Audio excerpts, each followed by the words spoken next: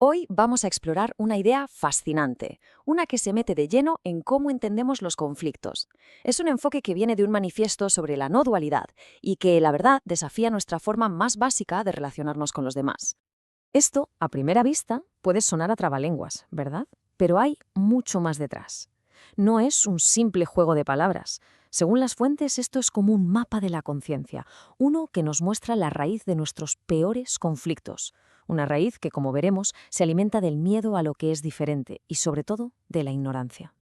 Muy bien, vamos a meternos de lleno en esto. Para empezar, tenemos que entender la trampa psicológica en la que caemos casi sin darnos cuenta, la de la comparación constante. Fijaos, este mapa se divide en 3 estados mentales. Pensar que alguien es superior, bueno, eso es bastante obvio, le entregamos nuestro poder. Pero ojo, y aquí está la clave, creerse superior a otra persona también nos encarcela, nos encadena nuestro propio juicio, nos obliga a estar todo el rato defendiendo una posición, una altura, que en realidad es ficticia. En ambos casos es una forma de autoencarcelamiento.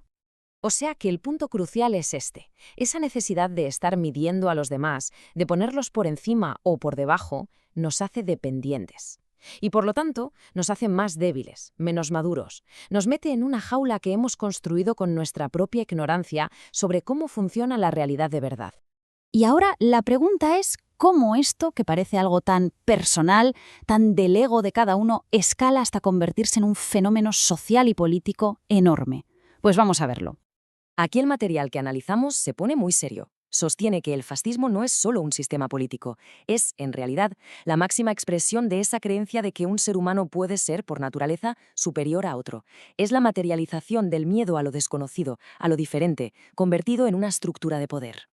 Y se alimenta de ese cóctel tóxico de miedo e ignorancia, negando la igualdad más fundamental. Su violencia no es solo física, es, antes que nada, epistemológica. Es una palabra un poco técnica, pero significa que niega la propia realidad del otro como un ser igual, le arrebata su humanidad. Y todo se apoya en esa creencia, bastante mediocre por cierto, de que existe una superioridad inherente. Pero claro, aquí nos topamos con una paradoja muy interesante. ¿Qué pasa cuando luchamos contra estas ideologías, pero usando sus propias reglas del juego? La posición del fascista es simple y directa. Es un juicio basado en lo que eres, en características que se perciben como una amenaza simplemente por ser diferentes. Y ahora fijaos bien en la respuesta del oponente lleno de ira. El juicio cambia de objetivo, sí, ya no es sobre la esencia, sino sobre la ignorancia o la maldad. Pero el mecanismo de fondo es exactamente el mismo, la lógica de la superioridad. Esto nos lleva a una pregunta que da que pensar. Al combatir el odio con más odio, ¿no se está en realidad manteniendo vivo ese mismo ciclo de conflicto y de dualidad? Las fuentes lo llaman la trampa antifascista. Es el peligro de acabar perpetuando el mismo ciclo de odio que, en teoría, se quiere derrotar. Es una batalla que se lucha en el terreno del adversario, con sus mismas armas, y que, por tanto, solo sirve para reforzar su visión del mundo. Entonces, si esa es la trampa, ¿cuál es la salida? Bueno, pues la solución que se propone es un giro de 180 grados, un cambio total de perspectiva. Y este es el concepto central, la horizontalidad radical. Es el otro nivel, y no va de ser mejor ni de ganar, va de negarse a jugar al juego de mejor o peor. Se trata de abandonar el tablero por completo, de sustituir ese miedo a lo diferente por una curiosidad genuina. Es, en esencia, abrazar un paradigma de no dualidad.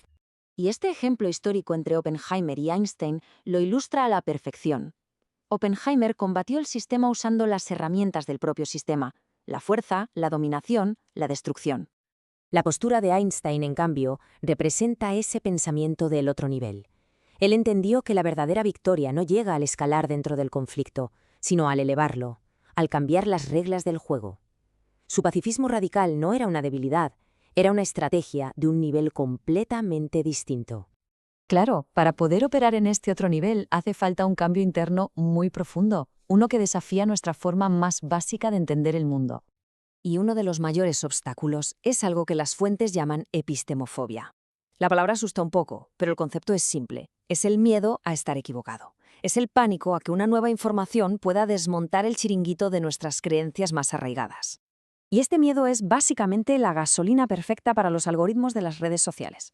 Nos atrapan en cámaras de eco, donde solo escuchamos lo que ya pensamos, reforzando nuestros sesgos. Así, el otro, el que piensa diferente, deja de ser una persona y se convierte en una caricatura, en un enemigo. Y la duda, que es la base de todo conocimiento, se empieza a ver como una traición.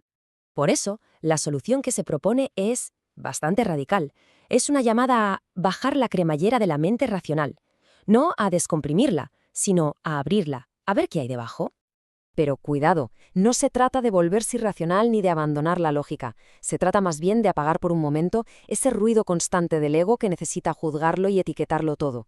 Es bajarle el volumen a los filtros que nos ha puesto la sociedad, la familia, la cultura, y permitir que emerja una inteligencia más profunda, más directa. Es un acto de soltar los miedos para poder conectar con una comprensión no dual de la realidad. Y todo esto nos deja con una reflexión final, una pregunta bastante potente. ¿Y si la auténtica revolución no consiste en cambiar el sistema de ahí fuera, sino en apagar el nuestro, el que llevamos dentro? Quizá la liberación definitiva no es tomar el poder, sino disolver en nosotros esa misma mentalidad de poder y de jerarquía. Y si el verdadero cambio empieza al apagar ese sistema interno que nos obliga a ver a los demás como superiores o inferiores, y simplemente empezamos a verlos,